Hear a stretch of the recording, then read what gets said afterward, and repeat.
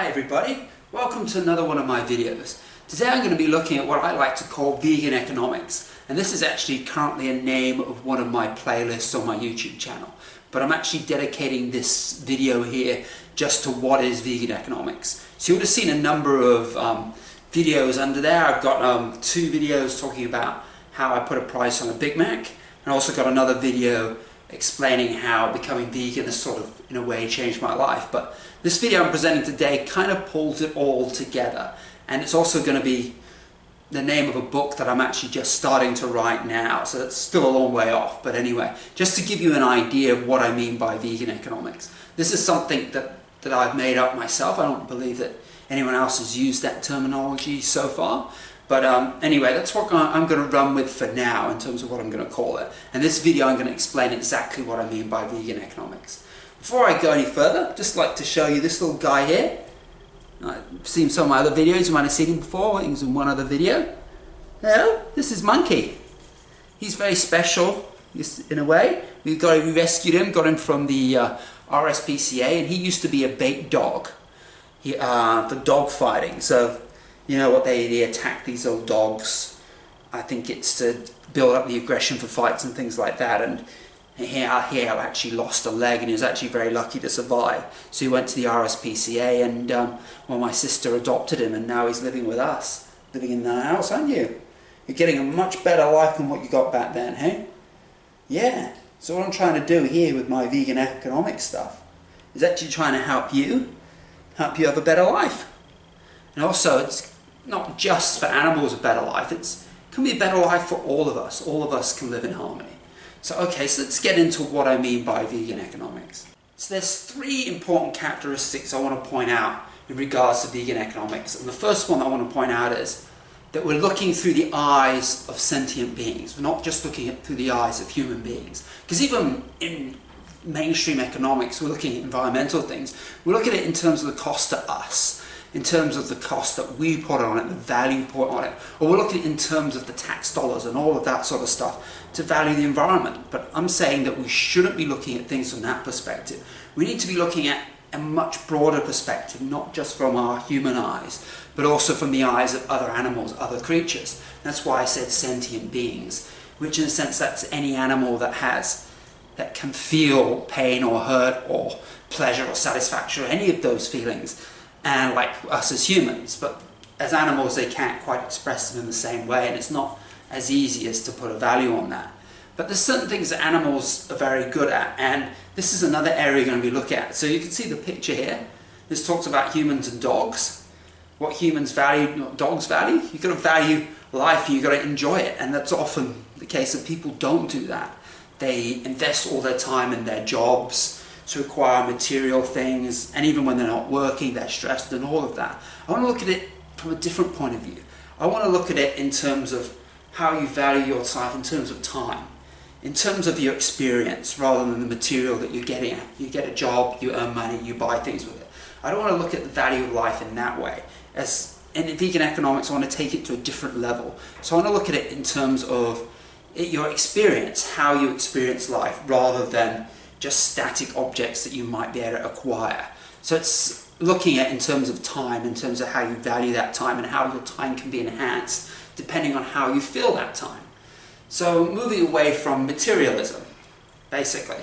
What is materialism? In a sense that you are trying to just acquire things that you presume or you feel that gives you pleasure at the time, but may not fully satisfy you in the long run. So we go to another video I had, that was time versus money. So in a sense, we're looking at how we value our time compared to just the dollars and cents that we get out of it. And I feel that that's a very important part of vegan economics, because it makes it a lot easier to relate to animals. In a sense, they don't use money, do they? They may cost us money if we're feeding them, but if they live naturally in their environment, they don't actually use money like we do. And they're able to get by more or less pretty well. And as you go into a few more videos, actually going to have a comparison between how animals do in captivity compared to how they do in the wild. And it's interesting, it will surprise you, but I'm not going to touch on that today. Another area I'm going to look at as well is in economics, macroeconomics in particular.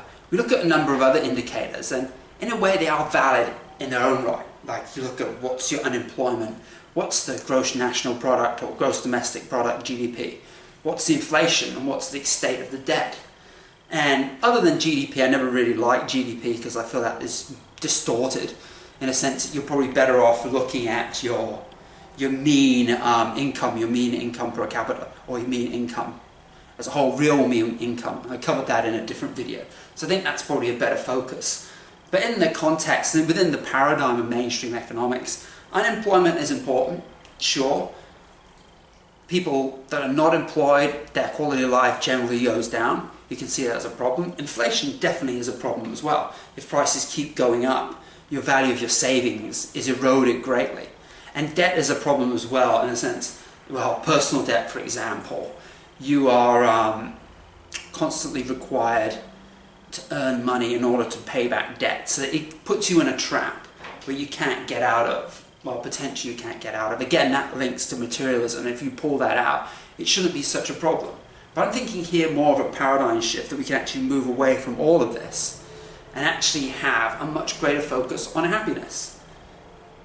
I'll explain a little bit more in the later videos what I mean by that, but there are several ways of measuring happiness. And it's interesting as well, if you've heard the paradox of happiness, we actually compare happiness over time. It actually isn't increasing even though we're getting wealthier. So the link between wealth and happiness isn't quite as direct as you would think. And it's also known as the Easterling paradox. He's actually had many papers, even a book out on that. So it's worth reading that, and that will be in the, I think it should be in the write-up of this video when it comes, yeah, it's in the write-up of the video on YouTube, so you can have a look at that, and that will have a link. Should have a link to some of his papers, might not have the link to the book, but I can give you the title of the book though. And that's a composition of papers. It's quite interesting, the happiness stuff. And also happiness as well can relate to animals too. Again, they're not worried about all those other indicators that I pointed out just now. As like I mentioned with the dog, living in the moment, living life to its fullest, maximizing your happiness. And both animals and humans alike should be thinking along those lines. So vegan economics is going to look at a number of very important areas. First one up is the value of life. As you can understand with animals, losing life and all that for our food, etc., etc. Looking at life is going to be a very important concept of that. And not just animal life, but human life. It's all sentient beings. And we're going to be looking at a little bit different from the traditional approach. So I'm going to be looking at it from the perspective of internal. So what do I mean by internal? So that's the value that we get out of our own life. In terms of, let's say you live a life of 80 years. And how much of that 80 years you're enjoying, and how much pleasure and enjoyment you get out of those 80 years compared to some of the suffering and pain you may also get along the way. And also looking at it in terms of external, so that is basically as for your life, what have you actually added to the lives of those around you? So again, that's going to be looking at two values. So you may have a great life for yourself, but your life overall may not have been worth that much because, well, you're a real tyrant, you made everyone's life miserable. What I'm also going to be looking at is the cost of cruelty. That's going to be interesting as well. It's going to require quite a bit of research, and in terms of like how the cruelty mostly imposed on humans impose on animals in particular, and how we can actually put a value on that. I did that, I tried that as well. That was in dollars. I'm going to move away from that, but that was again with my two Big Mac videos that I did. Also going to be looking at the areas of abuse that I mentioned in another area, the five areas, which is food, clothes, pets, entertainment, and science, or testing in relation to science and cosmetic testing, all that sort of stuff. So that is the stuff that's kind of related to the stuff you get out of the documentary Earthlings. So I'm actually going to be looking a little bit deeper into all of those than as part of vegan economics and the actual cost to animals within each sector. And again, it's the cost to them, not from our perspective. Also as well, I'm going to be looking at the environmental impacts as well. Like again, you're rearing cattle is a good example. The amount of water and the amount of food that they consume. Also the amount of land that they take up and all the pollution side of it as well. There's quite a bit of literature on that at the moment, but I think it's still a very good fit as part of what I call vegan economics. And again, that's not still going to be looking from the human perspective, but there's going to be elements of the animal side of that in there as well. So it will vary a little bit. And also health, well, that is going to be almost completely on the human side in terms of how eating dairy and eating meat actually affects our health and what are those health costs. So I'm going to be looking into that. Okay, so what do I mean by value of life or value of statistical life? In two of my previous videos, that was about valuing a Big Mac, I used the Environmental Protection Agency's value of life of 9 million and adjusted it for inflation, and then adjusted it again for animals based on lifespan and in intelligence.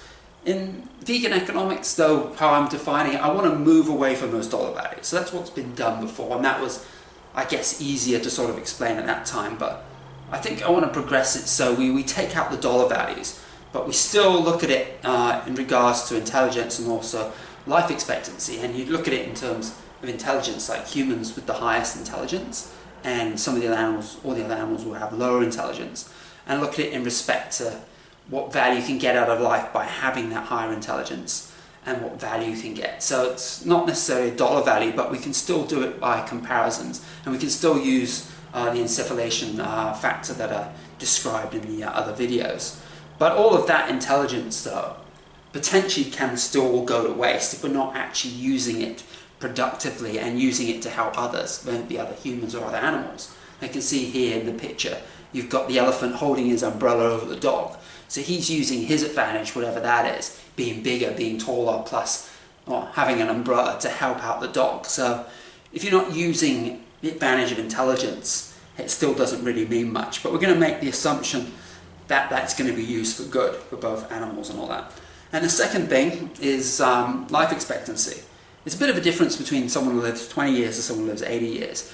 We'd assume that you would get some additional value out of that 60 years of living, that certain amount of enjoyment that is better than if you died when you were 20. In a sense, you shouldn't get any value out of that. That's depending on how you spend your life. Like if you've been, if you're in prison for those 60 years, then maybe the value could in fact be less if you get such dissatisfaction. Or if you're held in captivity like animals and all that, they potentially could have a less value even if they live older.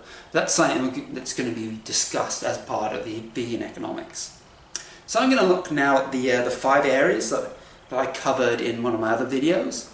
And that relates to the 5 areas identified by Earthlings. So that is food. I'm not going to go into too much detail, but food in terms of what we eat and the animal products. So that's looking at not just meat, but also looking at dairy or anything animal related. And what is the cost of that? And that is the cost to the animals and the cost of the suffering in relation to preparing the food. So again, that would link in a little bit with what I did with the Big Mac presentation. So what's different now is I'm going to be looking at these other 4 areas. So that includes clothing. So again, that involves animal suffering. It also depends on how that's gone about. So whether the animal's been held in captive for 5 years, a miserable life, and they killed them for their fur, would be different if they were hunted down or having 5 years of freedom. So that's going to be something that's going to be looked at. Pets as well. Pets is an interesting one. Some pets can have a very good quality of life. Some of them can have a terrible quality of life. It's a bit of a luck of the draw there, but you look at things like puppy mills and all that, and that is a real cost to the animals because they're kept in captivity and they're just like breeding machines. So their quality of life is very low, and it's also shorter because of the suffering that they go through though. But some other pets may have a fairly good life, but again, it's still an unnatural existence. And a lot of pets are designed for humans. In a sense, they're not meant to be in the wild. So it's an interesting topic on pets. So we'll be covering quite a bit of that as part of vegan economics. Entertainment can vary in a lot of things. Someone's going to be more cruel than others. Circuses, greyhound racing, horse racing are particularly very unpleasant in the sense that they're treated very badly, in many cases very badly and abused.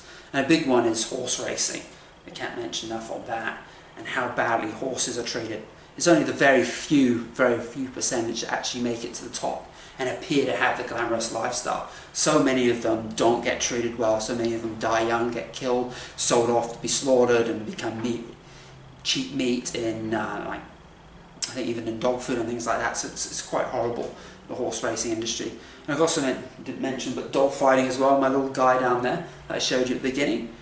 That is, I think it's illegal in most places, but the greyhound racing industry isn't an awful lot better. Anyway, I won't talk too much on that. Last thing here, the 5, is animal testing. That's another cruel one as well. Especially, we're doing different things like animals, like with cosmetics and stuff, putting that on them and seeing their reactions and things. or even with monkeys and stress tests and various, or lots of sorts of weird things. We'll talk about that another time, but they go through a lot of suffering. It's good though that some of that is being wiped out now though, but it still exists, and still a lot of companies still use animal testing on their products, like deodorants and things like that. So, but I think it is improving. Another area is going to be environmental. It's definitely an important part of vegan economics. And you get a lot of information out of documentaries like Cowspiracy. So that's going to be pulling it all together as part of vegan economics in terms of what are those costs, as I mentioned earlier. The cost of land used by the animals and the cost of water and all that. You even go to the extent that there's suffering and there's famine in countries because all this food and all is actually going to the animals that are reared for meat instead of people that could actually eat that. So we're actually punishing and torturing other humans as well. So something that needs to be highlighted. And I think the last point I'm going to mention today anyway is also our health. There's a number of different studies that's proven that eating meat and eating dairy can actually be very bad for our health. It's like, for example, dairy is really intended, like if you got from a cow, that's meant for the baby calf. That's designed to make them fatter and stronger, and for those growing years. It's not meant for human beings. And because of that, there are problems, and no other animals within adulthood actually have milk, so it's actually very, very unnatural. And with meat, there's been plenty of connections with how that actually causes cancer, interestingly enough. And you can debate it all you like, but regards to whether people are actually meant to eat meat. People have been eating meat for a very long time, I think there's no doubt in that, but we're not designed to be predators. Very few people can actually go out, kill an animal, and eat it raw on the spot like a predator would. So it's something to bear in mind when you think about when you're eating meat. Alright, that takes me to the end of this video now. Hope you enjoyed it, and like I said, I'll be coming out with more videos on vegan economics, and I'll be going into a lot more detail on the things that I covered very briefly today. And as well, I'm actually working on a book, so I'll actually be able to give you some progress on how that's going, on what I've done with that, and that will be, again, a lot more detail than what I've done in these presentations. And again, it probably will vary, because I'm at the very early stages of actually still defining what I mean by vegan economics, but this video is outlined pretty close to what I believe it's going to actually look like at the end of it. Anyway, thank you for watching. If you enjoyed this video, remember to click the like button. And if you want to know more about vegan economics, subscribe. So like I said, there'll be more videos coming out, or I say immediately, but they will be coming out over time as I develop the book, and I'll be looking at different chapters, and I'll be explaining those chapters and what I mean about some of the other things I've described. I'm still going to be uploading videos in relation to other economic stuff as well. I still might have some cost-benefit analysis stuff if you're interested in that. I'll still have my basic economics series going along too. And also, I'll be wrapping up my conference series as well in relation to transport economics.